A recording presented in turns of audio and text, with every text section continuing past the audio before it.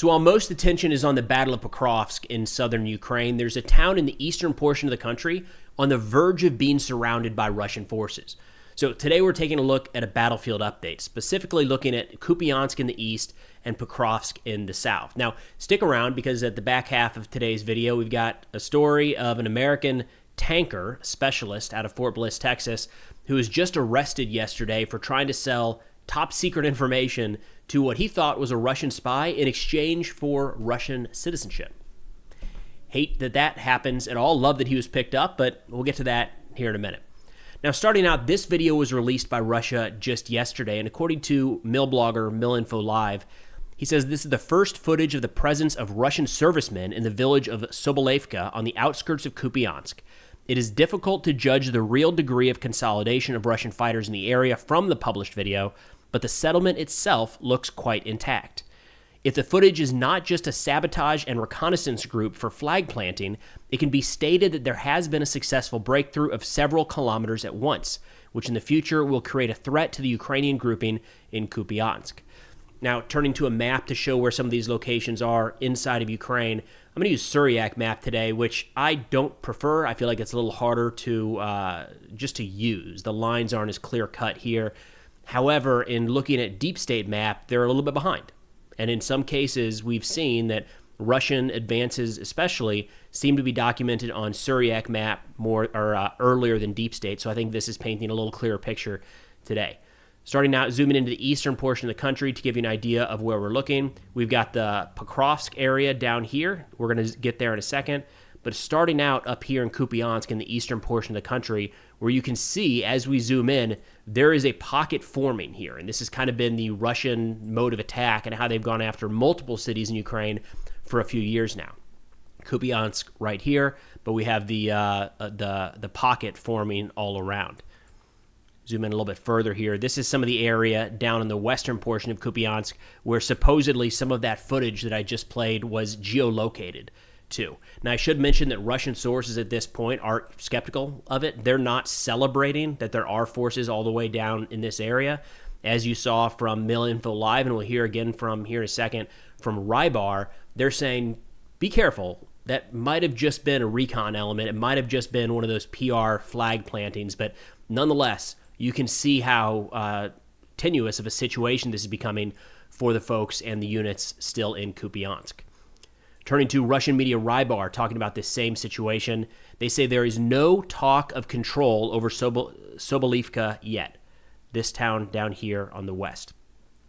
They say given the configuration of the line of contact as well as the terrain and supply conditions, it would be too optimistic to talk about such a large-scale breakthrough of assault troops with the capture of several settlements in this difficult area.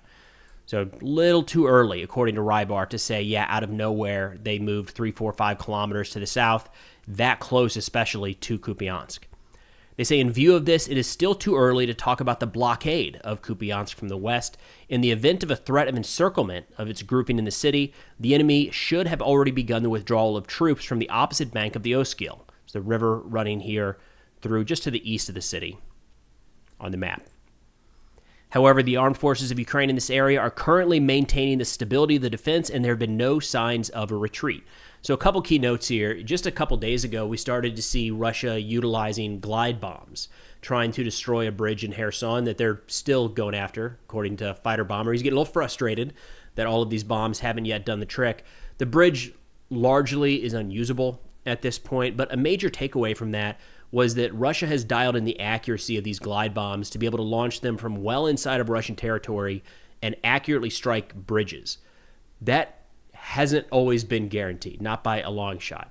So if they are doing that, you would have to assume that they're probably going to carry that out in other strategic locations along the front where it would benefit Russia to sever a bridge across a waterway. This is one of them to the east of Kupiansk. I don't know the condition of some of these bridges. You can see there's multiple crossings to the east of the city. I'm not sure what these look like right now. My guess is there's probably some damage. There you go. That one on the map looks like it's already blown out. That looks like a rail line. Let's see if this is updated enough to see anything significant. From what we can tell with this imagery, which is old, no doubt. Actually, those look like Russian military vehicles, don't they? That's interesting. Military vehicles on the road there. You see the spacing? The civilian vehicles on the north side of the road. All right, hadn't seen that before. Either way, this is one bridge to watch because, of course, we've got Ukrainian forces not just in the western portion near Kupiansk here, where there are still a fair number of civilians, but also a lot of defensive lines here to the east. So this pocket, as it forms, this is one of the key areas that Russia could target with their glide bombs, eliminate that bridge, and all of a sudden you're forcing the Ukrainians to retreat, only, maybe move further south, find other crossings. It becomes very, very challenging if they've got to conduct some sort of water crossing to get back and forth to these positions in the east. Again, big picture, you can see the pocket sort of forming here. The major concern right now is if Russian forces are actually able to move further down to the western area of Kupiansk and really encircle this town from 2.5, 3 different directions. Now, I do want to shift down to Pokrovsk because, again, I think Kupiansk is worth talking about and worth keeping an eye on. The majority of Russian assets right now continue to be focused on this area here. And we've actually got an update on Pokrovsk coming from the Ukrainian side. This one from Deep State Map, who doesn't just have a map service, but also analysts talking about moves they're seeing. And they're talking about how things are deteriorating, especially up here in the north. Russia has largely been stopped in the southwest and the south of the city, but this northern area near Zelenskyy is becoming a major challenge. Deep State says, quote, "The Pokrovsk sector remains one of the hottest areas of the front, where the enemy is exerting active pressure on the positions of the defense forces and trying to accomplish one of the largest tasks in the Donetsk region, to capture Pokrovsk. The implementation of this plan was carried out in various ways, from frontal attacks after active advances to cunning plans in the form of recon groups, DRG groups, that managed to enter the city, albeit briefly. But today the situation is unfolding in a similar scenario that we have seen more than once: access to the flanks and hunting for logistics." Again, we've seen this over and over and over again. It doesn't mean that it's easy to stop, just this has generally been the Russian approach. As Ukraine builds up extensive defensive networks around Pokrovsk and kind of falls back as the Russians advance, Russia just kind of keeps bouncing around until they find a weak spot and exploit it there. You get far enough outside the main city that you're defending, and the lines will be weaker. Doesn't mean they're weak, doesn't mean they're non-existent, but weaker than you might find directly in the outskirts of a city like Pokrovsk, and that's exactly what the Russians are taking advantage of here. They say the first attempts to bypass the city were in the Kotlin area, which is just a little bit west of Pokrovsk here. You can see right here, they're saying this was the first try. And it makes sense from Russia's perspective because a major portion here in Pokrovsk is trying to sever the ground line of communications to the west towards Pavlograd. So if at all possible, it would have been easier for Russia to sever that line of communications right out the gate, sever those logistics, and then kind of sweep east. They say, but the defense forces, through the joint efforts, were able to stop the enemy and even at a certain point improve the tactical position. We actually saw the Russians get all the way up a little bit further here, and then they were pushed back in recent weeks, just a little bit, couple hundred meters type situation. However, the enemy achieved its goal by blocking the logistics along the highway to Pavlograd. Enemy crews with fiber optics are actively working this section of the road, and movement is almost impossible. To date, there are no great prospects for further advancement in this area. So the couple key notes here is, according to Deep State Map, there's no indication that Russia has the forces, the adequate forces, to the southwest of Pokrovsk to continue closing off the encirclement from that direction. However, they have drones that are well within range of this exit, the only entrance and exit to Pokrovsk, and they are hammering that logistics route. Nothing new. We've seen that for quite a while now, and a lot of those drones apparently are coming from this area just to the south of Kotlin. They say, unfortunately, the same cannot be said for the opposite section of the area, shifting up north. The enemy has shifted all of his attention to the settlement of Rodinsky, directly north of Pokrovsk here. Having achieved previous successes in understanding the need and advantage of controlling this city, in recent days the Russians have already been fixed on the eastern outskirts of this city and are actively continuing to climb there in order to gradually consolidate, gain strength, and occupy. And this is one of the situations where this map provides a little more current updates than we're seeing on Deep State itself. So even though this assessment is coming from Deep State, their map doesn't show some of these advances that we have here. They say the enemy's understanding of the need to occupy the city forces him to pull additional resources there for assault operations. Rodinsky is located near the rear of Minograd. right here, and Pokrovsk, which will open up additional and very unpleasant direction for attempts to enter these large cities. But the occupation of such large cities requires appropriate resources, which must first be regrouped, collected, and sent to implement the task, as, for example, was the case in Avdiivka. So what they're saying is the forces that are here right now, the Russian forces in this area, are not enough to continue just holding and pushing. They're going to need additional forces moved up from elsewhere along the front. They say, therefore, currently in the Pokrovsk region, the greatest attention is focused on the city of Zelenskyy here to the north, on the outskirts of which active combat operations are already underway. The defense forces are making maximum efforts to prevent the enemy from advancing. And no doubt, day in and day out, some of the most intense combat footage we're seeing right now is coming from the Pokrovsk area. And I do want to mention that just because Russia is not necessarily gaining any ground to the south or southwest of Pokrovsk, does not mean that those are quiet sectors, not by a long shot. We should still expect, there's somewhere between 40 and 80 attempted Russian assaults around Pokrovsk alone each day. And those aren't all coming up here near Zelenskyy. Russia continues to kind of probe in every possible direction. So the fighting down here is as intense as ever. Now, turning over to some Ukrainian operations, the GUR just released some footage earlier today showing that they carried out another series of drone strikes in Crimea, specifically targeting a series of radars and then a landing craft, actually. So we'll have that footage playing here. The GUR said, quote, the demilitarization of temporarily occupied Crimea continues. Evading the invaders' missiles, combat drones, the GUR Ukraine Special Unit Phantoms successfully struck the enemy landing craft and also burned multiple Russian radars, air defense radars. So they say after serious losses of air defense facilities in the peninsula caused particularly by the GUR Phantoms, Russian occupiers in Crimea began hiding their expensive military facilities in dome structures. So that's what you're seeing in some of this video is protective, not necessarily protective domes, but radars inside of those domes. And Russia and Ukraine knows they're in there, found out they're in there, and is flying drones to the outside of that dome. I don't know. We don't have any follow-up footage here, so it's not clear how much damage striking the outside of those would do to the radar on the inside. Nonetheless, they're being hit, and radars are so delicate in so many different ways that it doesn't take a lot to damage them, per se.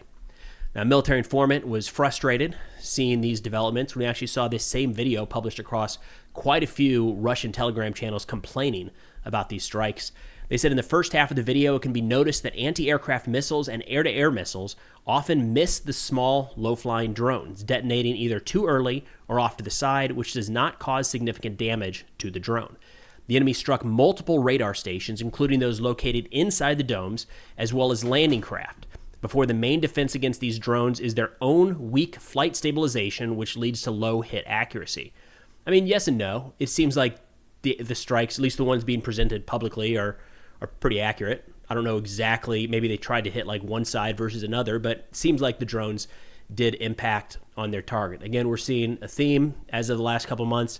Ukraine, not just the last couple months, for a long time, Ukraine has been specifically targeting Russian air defense assets in Crimea. Big picture, you would think this is kind of softening up the Russian defenses for the use of things like ATACMS, Storm Shadows, or other large payload munitions, maybe even some Ukrainian long-range drones.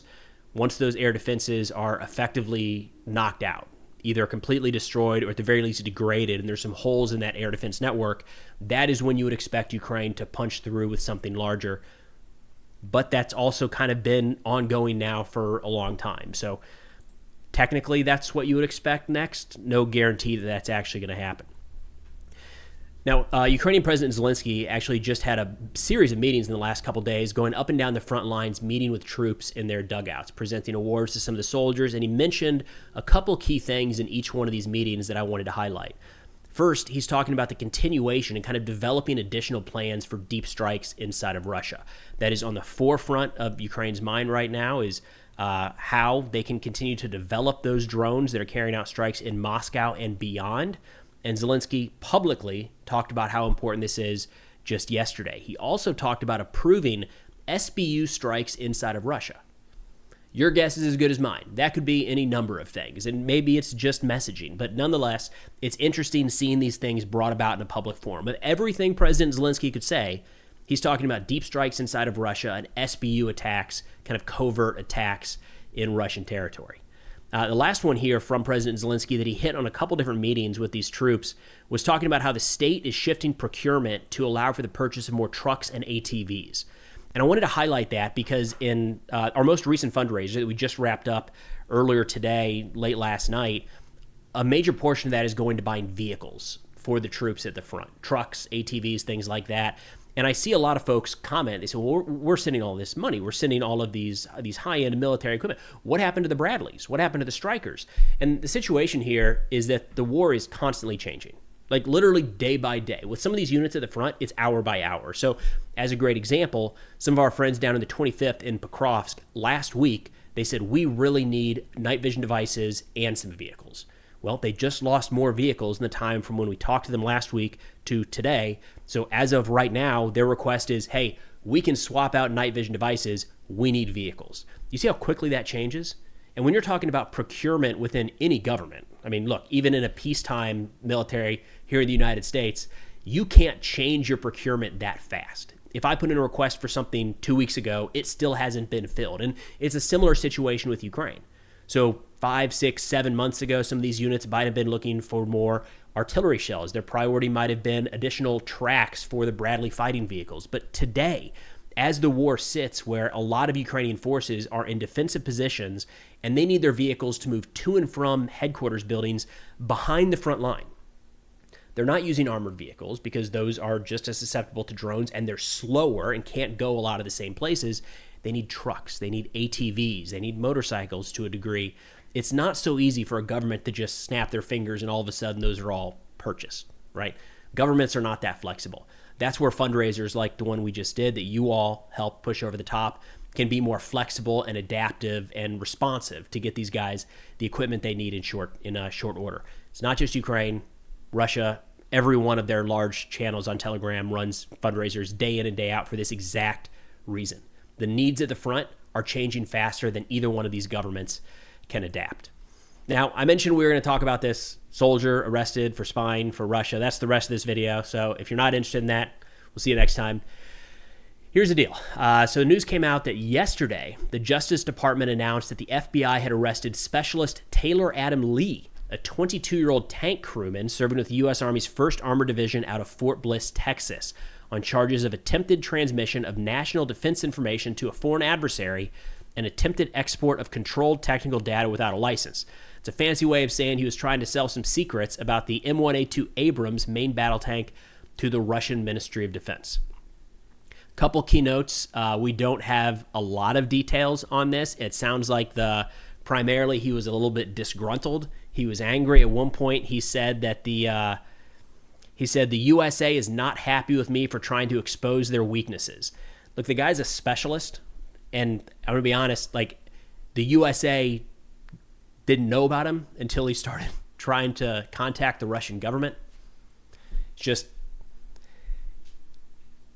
maybe his chain of command was upset with him is probably what it was. Maybe he got in trouble at his unit, but something tells me the U.S. government was not keeping an eye on Specialist Lee down there in Texas and just frustrated that dang tanker is undercutting American dominance on the world stage. When he started interacting with somebody that he thought was a Russian spy, that's when he got everyone's attention. So they say, according to the FBI, Taylor Lee, an active duty service member, has a top secret clearance and tried to provide classified material on vulnerabilities related to the Abrams to somebody he believed to be a Russian intelligence officer in exchange for citizenship in Russia. God, you know, this feels like that the McIntyre guy. It was like the main character syndrome where he just felt like he was some crazy CIA Jason Bourne guy, and he wasn't.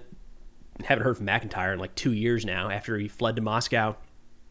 Similar deal here, where the guy wants citizenship in Russia. I'd be interested to find out how he found someone that he believed to be a Russian intel officer. At this point, it looks like that person was a Fed. Now, this just started, they say, in May 2025, so a couple months ago. He showed that he was credentialed in the U.S. military, confirmed exactly who he was, and wanted to send this information to the Russian Ministry of Defense. They say he agreed to transport information, stating at one point to this spy or Fed, "I'd even volunteer to assist the Russian Federation when I'm there in any way." Hate to see that inside the U.S. Armed Forces. Nonetheless, he coordinated a couple meetings, handed off an SD card with some information to this Fed, probably, and then later some sort of physical material that he procured a specific piece of hardware from inside of the Abrams. They actually handed off to this guy, and that was on July 31st, at which point he texted his contact, mission accomplished. And, just a couple days later, it seems like the FBI came on in, picked him up, and that's that. So this will be interesting. I don't know how much of this information will end up being made public about, how did he contact what he thought was a Russian spy, and what else was he thinking he was getting in exchange for this. But nonetheless, good. Glad the guy was caught. Hate to see it at baseline, but if it is going to happen, glad we've got the resources in place to pick that up before any real damage is done. But that's all we got for now. Thanks for watching, and I'll see y'all next time.